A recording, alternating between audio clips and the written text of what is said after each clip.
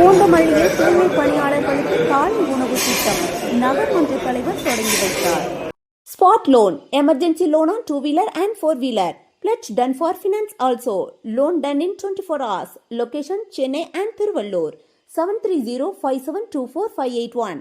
திருவள்ளூர் மாவட்டம் பூந்தமல்லி நகராட்சியில் தூய்மை பணியாளர்களுக்கான காலை உணவு வழங்கும் திட்டம் தொடங்கப்பட்டது. முதலமைச்சர் மு.க.ஸ்டாலின் திட்ட விரிவாக்கத்தை தொடங்கி வைத்ததைத் தொடர்ந்து பூந்தமல்லியில் பணிபுரியும் 300 தூய்மை பணியாளர்களுக்கு காலை உணவு வழங்கப்பட்டது. நகர்மன்ற தலைவர் காஞ்சனா சுதாகர் உணவு பரிமாறி பணியாளர்களுடன் அமர்ந்து உணவருந்தினார். செய்தியாளர் வினோத்குமார்.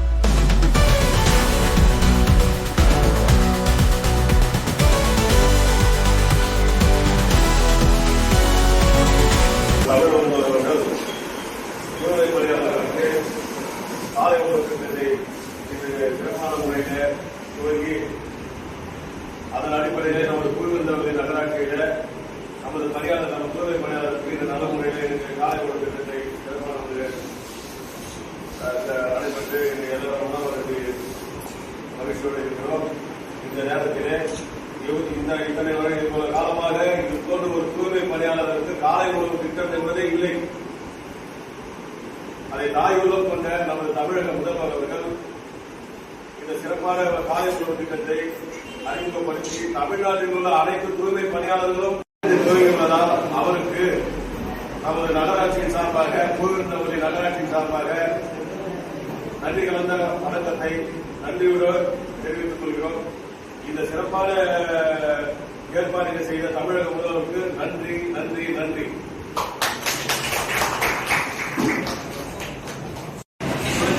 பணியாளர்களுக்கு வழங்கிய வாக்குறுதி தமிழக முதல்வர் அவர்களுக்கு தாய் உள்ளம் கொண்டு எல்லோரும் உணவு அருந்த வேண்டும் என்ற ஒரே நோக்கத்தில் பசியோடு இருந்து தங்கள் வேலைகளை செய்ய வேண்டாம் என்று கருத்தில் கொண்டு மனதார காலை உணவை அறிந்துவிட்டு அதன் பிறகு வேலையை செய்ய வேண்டும் என்று கருத்தில் கொண்டு நம்முடைய தமிழக முதல்வர் அவர்கள் இந்த சிறப்பான திட்டத்தை இன்று துவக்கி வைக்கிறார்.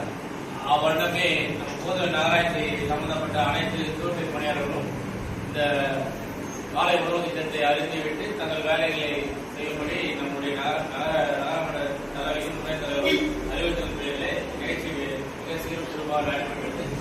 கலந்து கொண்ட அனைத்து தூய்மை பணியாளர்களும் சேர்மன், வைஸ் சேர்மன், கவுன்சிலர் மற்றும் உறுப்பினர்கள் அனைவருக்கும் மனமார்ந்த வாழ்த்துக்கள் நடைபெற்றது.